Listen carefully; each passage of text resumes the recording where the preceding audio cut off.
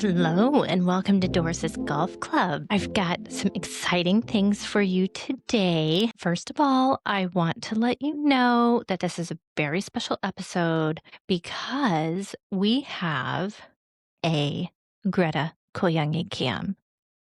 And it is placed very precariously, basically tucked in between the back cushion and the back of a chair where she is currently resting. We'll see how the content works today. She's moving around a little bit. We'll see how it works, but I encourage you, if you never do go on YouTube and watch any of these podcasts, go ahead and check out today's podcast on YouTube and see if you can see any of little Greta girl on the Greta Goyangi cam.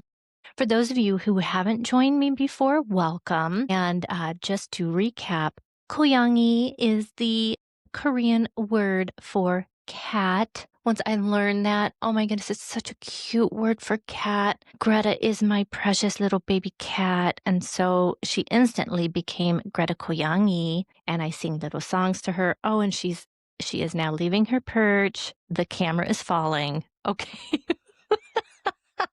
So that didn't work very well. I may have to put it back up later. Here she is coming right to me because she heard me talking and saying her name.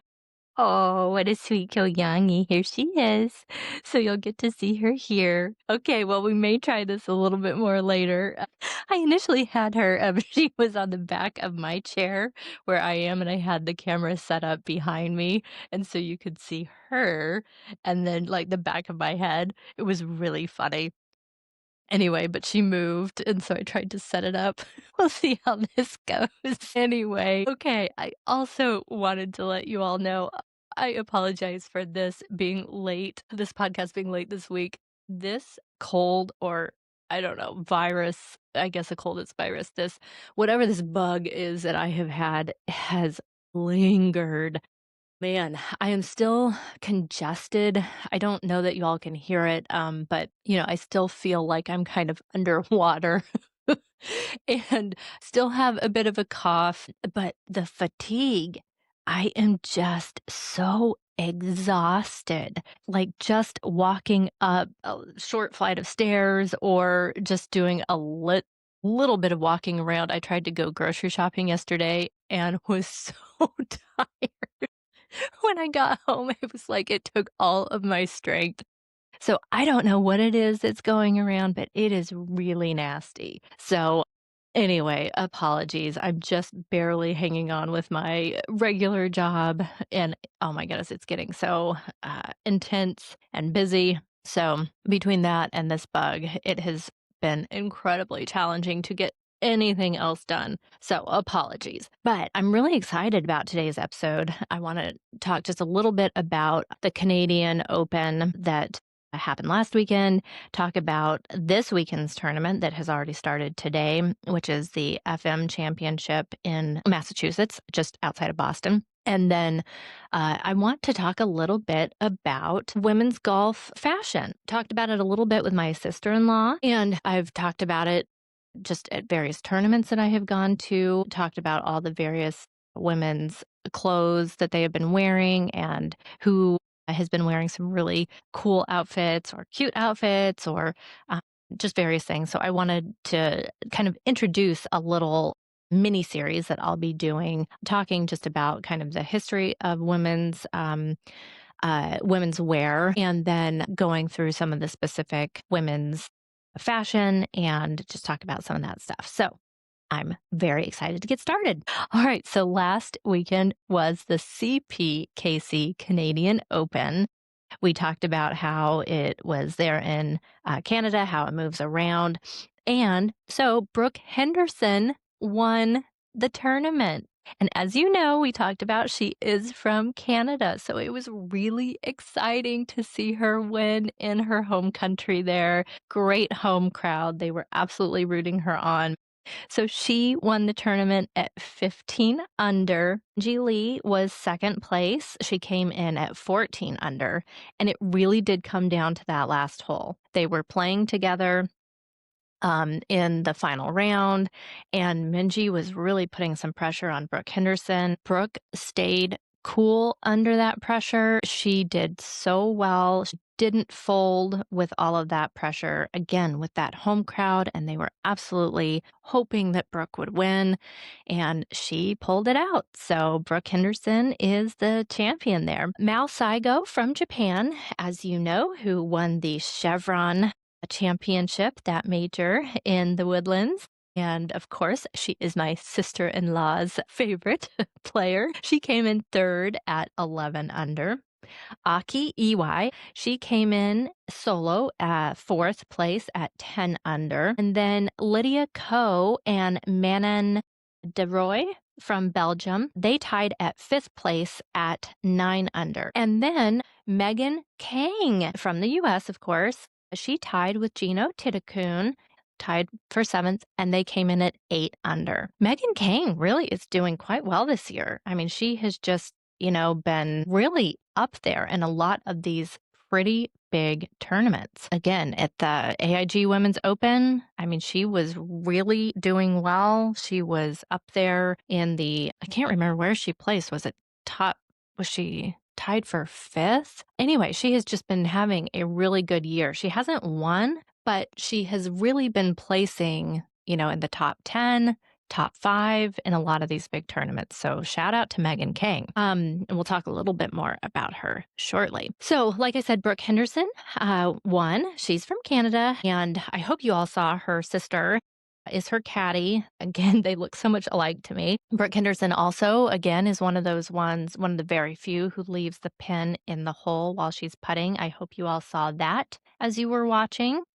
Brooke Henderson is 27 years old. She joined the LPGA in 2015, and over her career, she's had 14 LPGA wins, but this is actually her first win in over 2 years. Her last LPGA win was in January of 2023. So this is a really wonderful win for her. Not only was it in Canada, but it's been a long time since she's actually won a tournament. So congratulations to Brooke. I will say I actually didn't watch a whole lot of the tournament this weekend between just not feeling well, working, and then I was just kind of in bed watching other shows. So it was just kind of a combination of those things. But it was really nice that final day. I told you that a couple hours were going to be on CBS. And my husband and I turned on CBS, and then on NBC at the same time,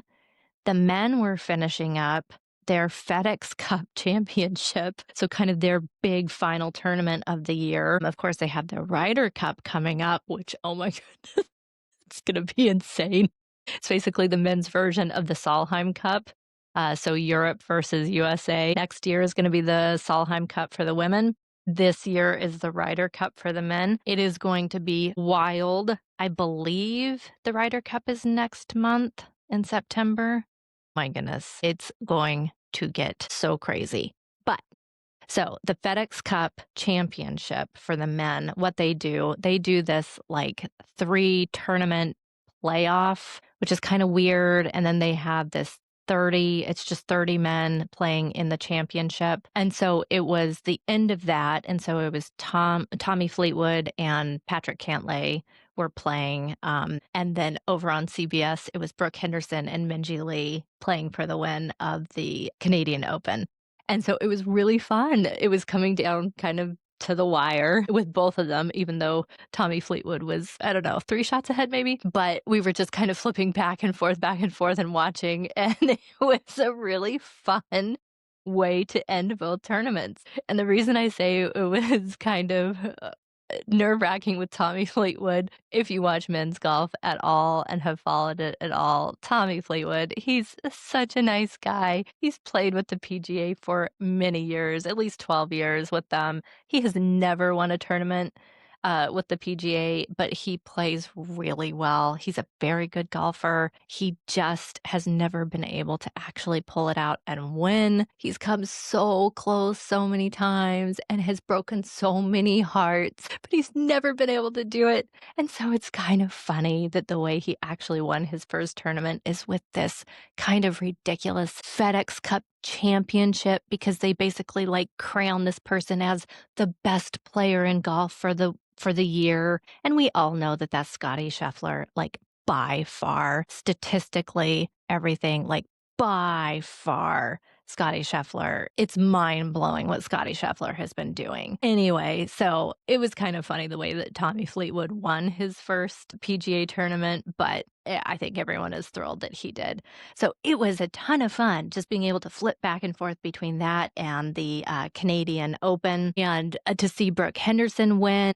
And her dad was so excited and like went out there he was the one who ran out there with champagne and was spraying it on her. And of course, then I was like, oh yeah, he's also uh the caddy's dad because they're a sister. Anyway, and so it was nice to have, him be able to celebrate with both of them. And anyway, it was just lovely to see that. And then, of course, Tommy Fleetwood is winning. And so it was a really fun afternoon of golf. Hey, moving on to the FM Championship, which is being played this weekend, started today. And I want to just start with where you can watch. It is being shown on the Golf Channel all 4 days, and you can watch today, tomorrow, Saturday, and Sunday on Golf Channel from 3 p.m. to 6 p.m. Eastern, all 4 days. So it's easy to remember. Turn on Golf Channel if you have it, record it, do whatever. Try to keep up. It sounds like it's going to be a great tournament. I hope it is. This is really interesting. It's second year. Only its second year as a tournament. But my goodness, this place, this tournament, this sponsor sounds fantastic.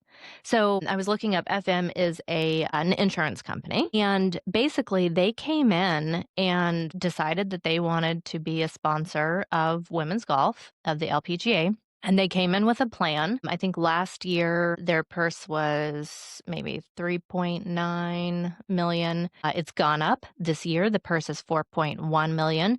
And on their website, they made it very clear that they have a plan. They have a 5-year commitment to be a sponsor with this tournament.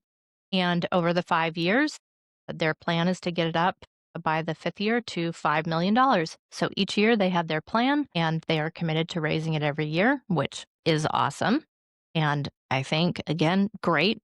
It should be putting pressure on some of these other tournaments to have this kind of plan and commitment. So I hope others follow suit. So speaking of Megan Khang is from Massachusetts. So it is her home state. So she'll be there around her home crowd, which is really exciting. So she brand ambassador for FM. And so they approached her about starting, I guess, the tournament and what she would like to see.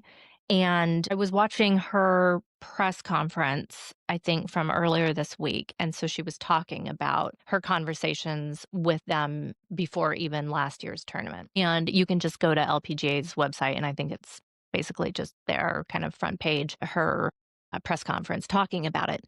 But it was really incredible.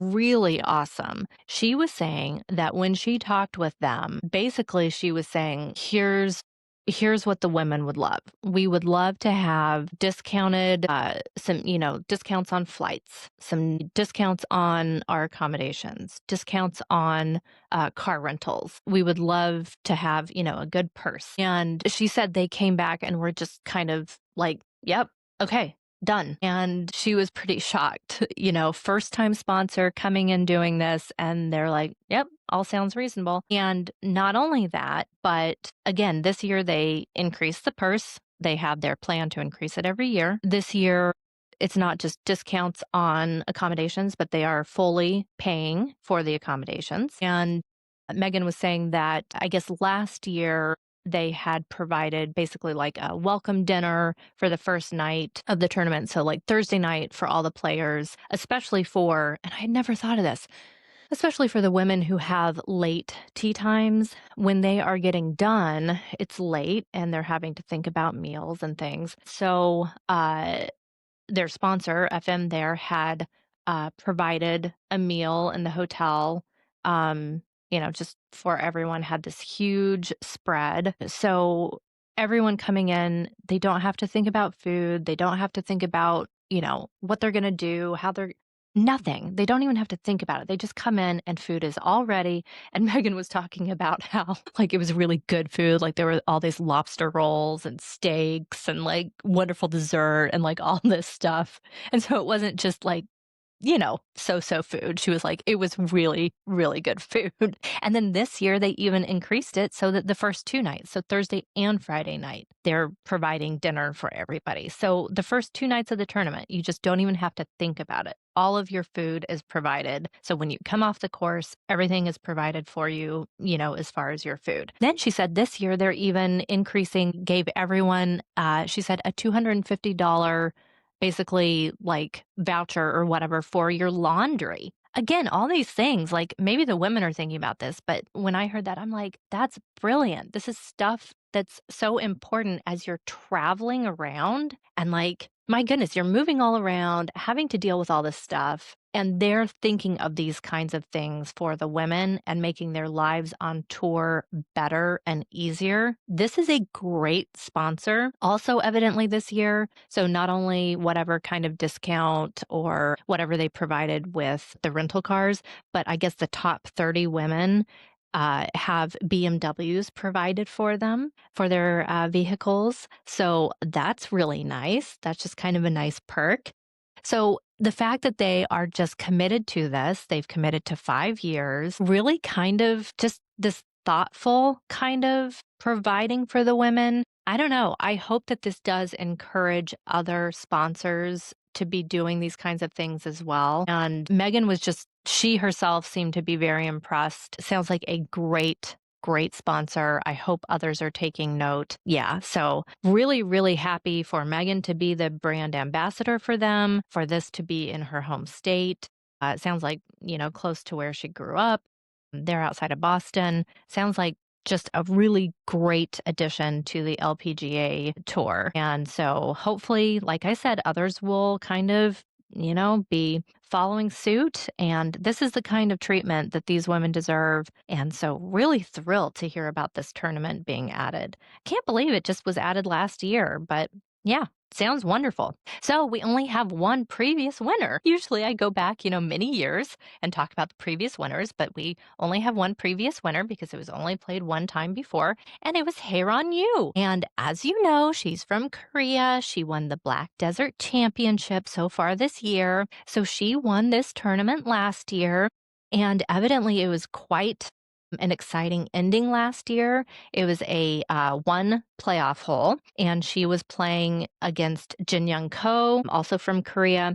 And in that playoff hole, Haeron Yu made par and Jin Young Ko bogeyed. And so Haeron Yu won the tournament last year. So we'll see. We will see how it goes this year. I'm really rooting for Megan Khang. I really would love for her to win in her home state, and such a fantastic tournament. So I'm rooting for Megan Khang to win this tournament. We will see. Anyway, let's see what else. I think that's it for the two of those tournaments that I wanted to talk about. Then, okay, so like I said, I wanted to just talk a little bit about and kind of introduce a little mini series that I want to start doing about just women's golf fashion, the dress code, how things have changed, and lots to talk about with, women's golf fashion. And so lots of episodes that I'll want to do in the future. But I did just want to kind of briefly talk about some of the history in this episode about the rules and kind of fashion and how things all started and how we got where we are today. And then I'll do a little bit more of a deep dive into some other things in some future episodes. So, okay, we all know, I think, Well, all right, let me back up. I was going to say we all know that the one thing that is required is the collared shirt. But I don't think we all know that. I was recently talking with a girlfriend, and her daughter was actually about to go golfing for kind of a first date, and they were going to go, and I was talking to her, and I was like, "Oh, well, make sure, she has the right clothes because, I don't know if she has pants or proper skirt. I don't know if the course will allow shorts, but for sure, she'll most likely need a collared shirt." And my friend was like, "What?" I thought at least the collared shirt is kind of like the cliche thing that everyone knew, like the collared shirt, even if you don't necessarily know about the sleeveless shirt thing, and some courses vary, and some courses vary on the shorts versus pants versus this versus that. But I thought, to me, the collared shirt is like the thing that everyone requires anyway. But even that, has changed through the years a little bit. So I thought, well, let's look at the history. Let's look at the history a little bit, and where did this all come from? Where did even that collared shirt come from? And, some of these rules.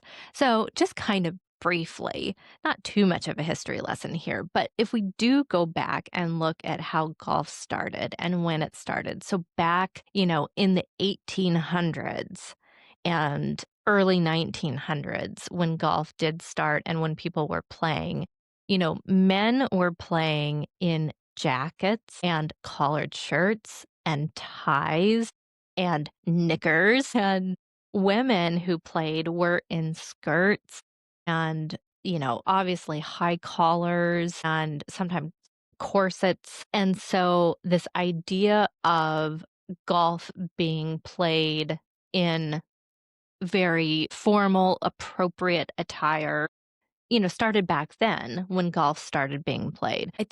I don't know, I imagine some of those pictures that I've seen, um, where people were out playing even things like lawn croquet or various things, and maybe even old golf pictures. But all the women, even outside doing anything, they were in those very long skirts, the high collared, buttoned, long sleeve shirts. That's just what women wore, and men were in basically suits, essentially. And so to be outside doing any kind of activity or sport wearing that kind of clothing was not only the norm, but expected.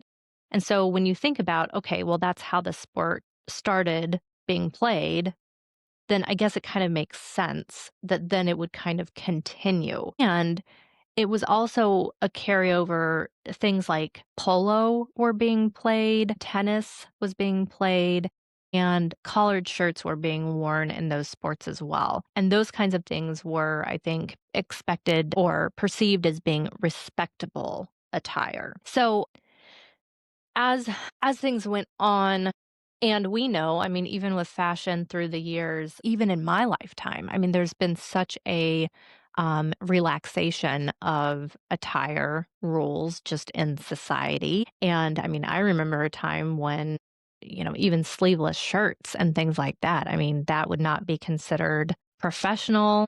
It wouldn't be considered anything that you would wear in, I say professional, but if you were going to a nice restaurant, even the nicest sleeveless shirt you would not be wearing to that kind of environment. It just wasn't right. It just wasn't respectful. And so that entire environment carried over, or thought process carried over for a very long time with golf. The country club idea has really, I think, also allowed this idea of respectable attire to continue much longer than just our society in general.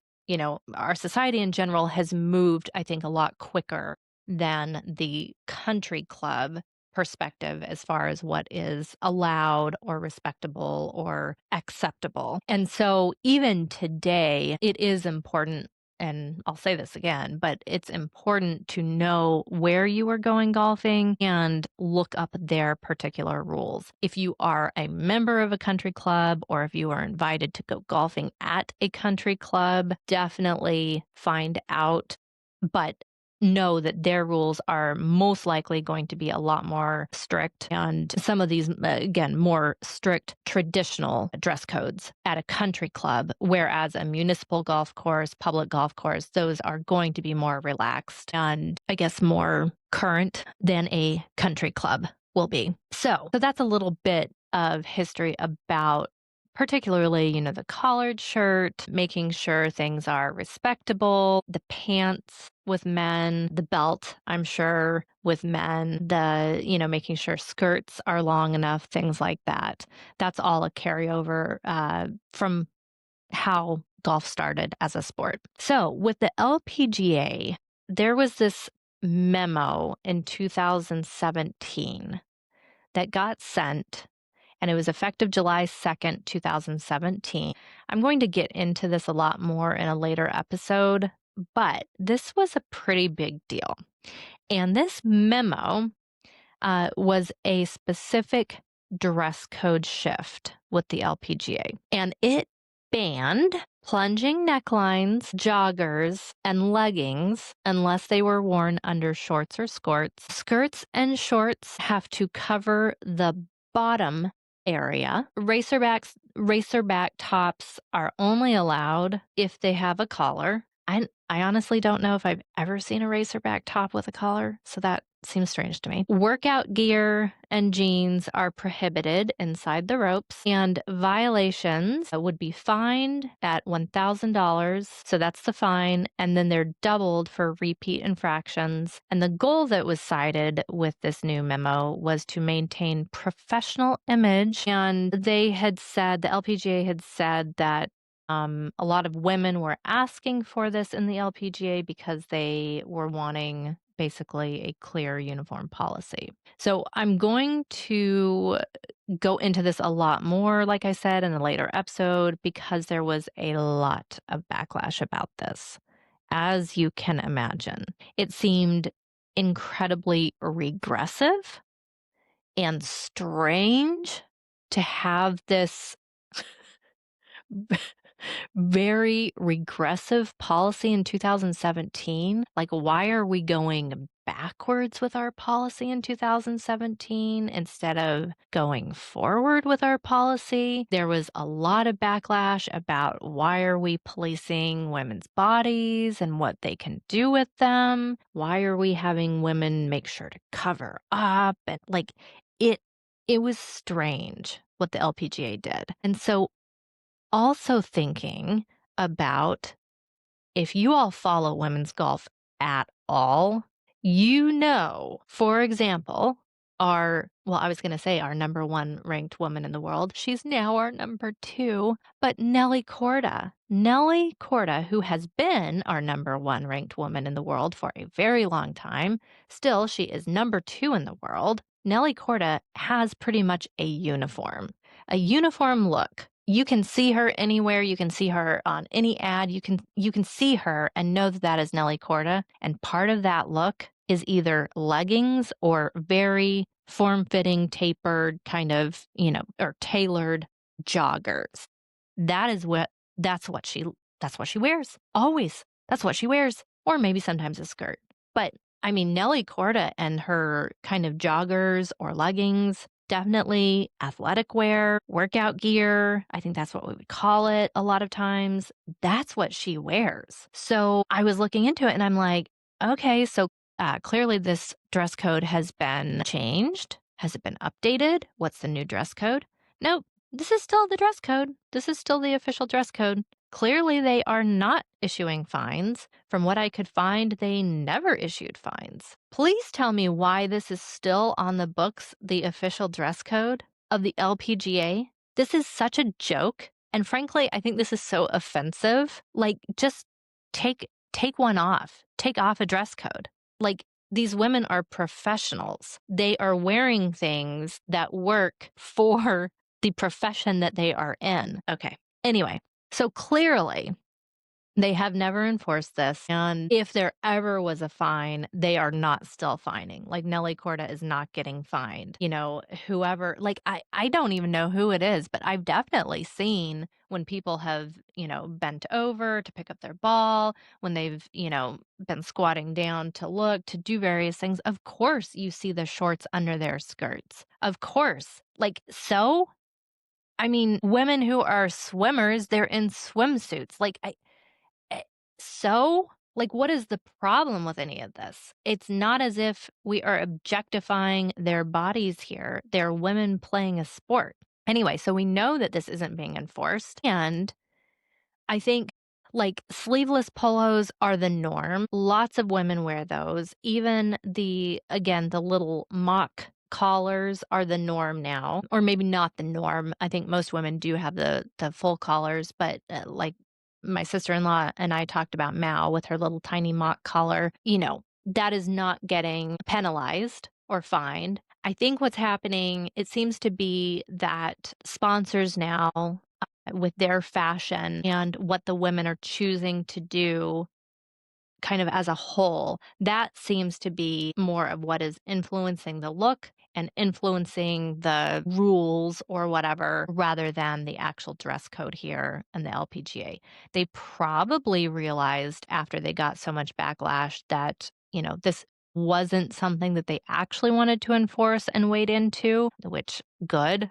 That was smart, but still to have it on the books, I think is pretty absurd. Anyway, the thing that we amateur golfers, we non-professional golfers need to know, there's not a universal dress code. So it's really set by each and every course. And again, those private golf clubs, any place that has a membership, those are most likely going to be more strict and we'll probably have more rules on collars, the actual length of skirts or skirts. They may say no shorts, things like that. Again, the municipal golf courses, public golf courses probably will be a little bit more relaxed. Often, you can wear leggings. Again, I'm talking about workout gear. They may or may not require an actual collar, sleeveless things, but the best practice is to definitely go to their website and check. If they don't have it explicitly there on their website, call their pro shop or just call whatever phone number you can find on their website and find out. Because of all of the hurdles that we have in trying to golf, and it is such an exclusive sport that is often intimidating. You don't want to show up at a golf course, even the driving range. You just don't want to show up and have someone tell you that what you are wearing is not appropriate. How horrible. I mean, yeah, embarrassing. I mean, my tendency would be to get very defensive and angry and mad, all the things. But the best thing to do is to just find out ahead of time, just ask. And you don't have to spend a lot of money if they do have some requirement, on collared shirts. Again, I'll go into this a lot more in a future episode. But my favorite collared shirt that I have ever bought is actually from Costco. It's so comfortable. And it's a wonderful kind of breathable athletic material. It's just a classic kind of white shirt. I wear a sports bra underneath, have my collared shirt. It's fantastic. So anyway, I'm sure I'll get into, some other specific golf wear more as I keep learning and playing more. But for now, my Costco collared sleeved, it has sleeves, it has short sleeves. It's a great shirt that I can just put on either with leggings or with a golf skirt or whatever. It works very well for all of those things. So you don't have to spend a lot of money. But do just find out what the rules are at the particular place that you're going, and you'll feel much more comfortable when you show up. And they're fine. I mean, I just ask, and sometimes the rules are different at the driving range. If you're just going to the driving range, I should say some places say there's no specific dress code at the driving range, but on the course, you need to have this or that. Great. Good to know. And then and you're comfortable. You know what to do when you show up, and that's really important and makes you feel more confident when you go. Anyway, really interesting stuff. I can't wait to do more of a deep dive on all of this. And then, so like I said, I'm going to do a bit more of a deep dive on that specific LPGA dress code and some more of the backlash.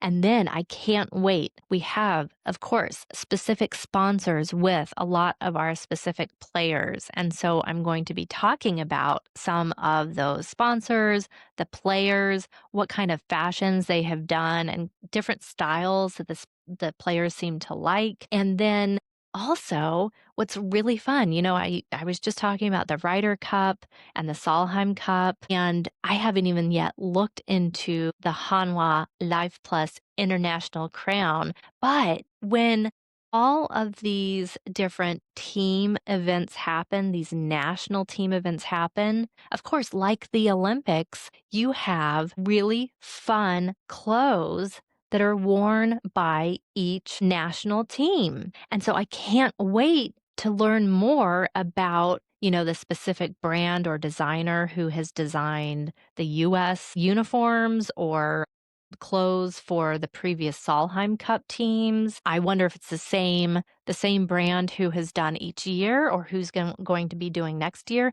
I don't know who does the International Crown uniforms, or I don't know if they have a uniform. I don't know if they get to select between certain looks. I don't know.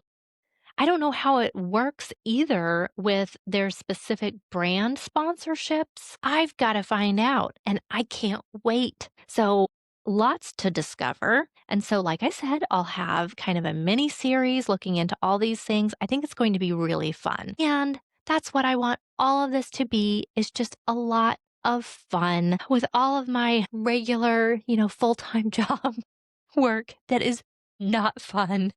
And with being so sick and so exhausted from that, I just need some fun in my life. And this has been a true pleasure. My little cat has been in my lap this entire time. She really didn't do very well with my Greta Goyangi cam. I am going to just try pausing this real quick and getting the Goyangi cam so that you all can see her in my lap. I'm going to see how that works. But after that, I'm just going to say that I can't wait to talk to you next week. I will get back on schedule. Don't worry. And until next time, bye.